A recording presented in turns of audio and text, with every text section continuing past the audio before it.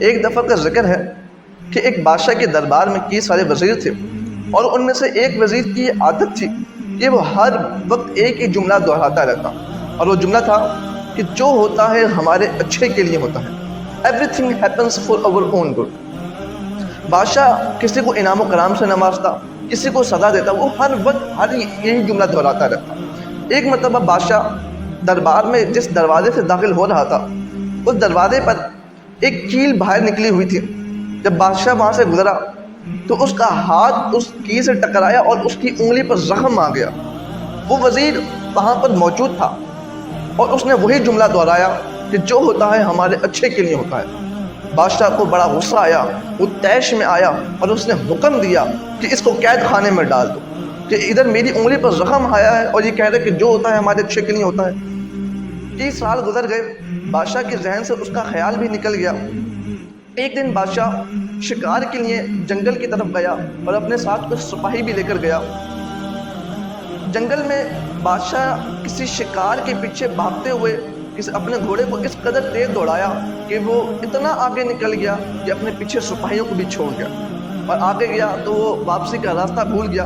بہرحال وہاں پہ ایک تالاب کے پاس اترا اور وہاں پہ منہ ہاتھ دھونے کے لیے، غسل کرنے کے لیے جیسے اترا تو وہاں پہ ایک شیر آ پہنچا.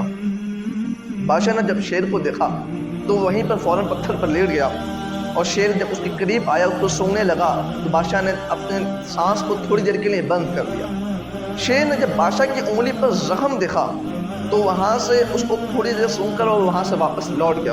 کیونکہ شیر کی عادت ہوتی ہے کہ وہ کسی کے شکار کیے ہوئے شکاری کو کبھی بھی نہیں کھاتا، وہ اپنا کھانا خود شکار کرتا ہے. جب بادشاہ نے اس شیر کو دیکھا کہ اس کی انگلی پر لگے زخم کی وجہ سے وہ شیر چھوڑ کے چلا گیا، تو اسے اس وزیر کی بات یاد آئی جو کہا کرتا تھا کہ جو ہوتا ہے ہمارے اچھے کے لیے ہوتا ہے. بادشاہ کو ڈھونڈتے ڈھونڈتے اس کے سپاہی بھی وہاں پہنچے اور بادشاہ کو لے کر جب واپس محل گئے تو بادشاہ نے دربار میں ہی حکم دیا کہ میرے اس وزیر کو واپس نکال کر لاؤ. جب وہ وزیر آیا تو بادشاہ نے اس کو بڑا خوب سراہا، اس کو کہا کہ تم نے ایک جملہ کہا تھا کہ جو ہوتا ہے ہمارے اچھے کے لیے ہوتا ہے، اور دیکھو تمہارے اس جملے کے اوپر اس وقت تو میں نے غور نہیں کیا، لیکن حقیقت یہ ہوئی کہ اگر آج میرے ہاتھ پر چوٹ نہ لگی تو شیر مجھے چیر پھاڑ دیتا.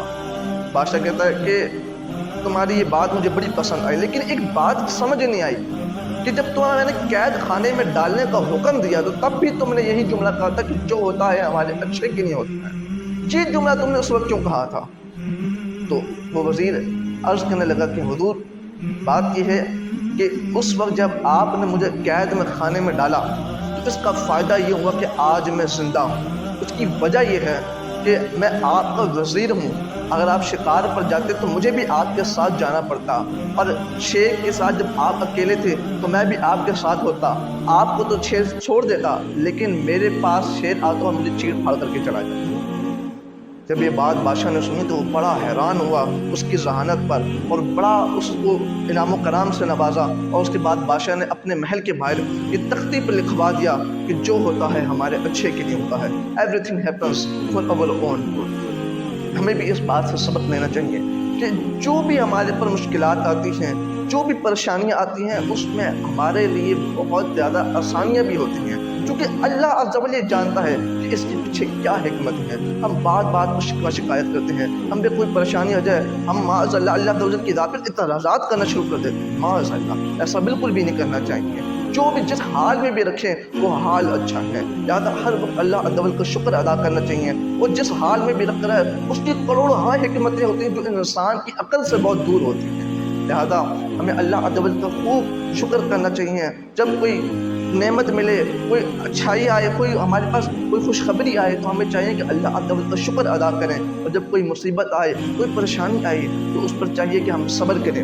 اللہ عز و جل سے دعا ہے کہ ہمیں صبر و شکر کرنے کی توفیق عطا فرمائے. آمین بجاہ النبی الامین صلی اللہ تعالی علیہ وآلہ وسلم.